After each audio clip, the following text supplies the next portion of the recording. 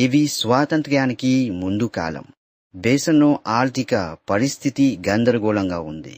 బ్యాంకులు వచ్చి పోతున్నాయి. ప్రజలు నమ్మకాన్ని కోల్పోయారు. అప్పుడు ఒక కొత్త ఆర్థిక శకం మొదలవుతుంది. 1934 సంవత్సరం బ్రిటిష్ పాలనలో ఒక కీలక నిర్ణయం తీసుకోబడింది. భారతీయ రిజర్వ్ బ్యాంక్ ఆర్బీఐ స్థాపించబడింది.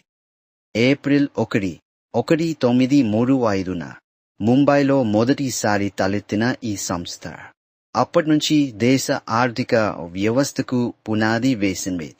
మొదటి గవర్నర్ సర్ ఓస్బోర్న్ స్మిత్ విదేశీ అధికారిగా మొదలైన ఆర్బీఐ ప్రయాణం క్రమంగా భారతీయుల చేతుల్లోకి వచ్చింది.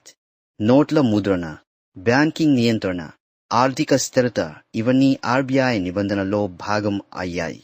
దేశ ఆర్థిక భద్రతకు ఇవి కేంద్ర బిందువు అయింది.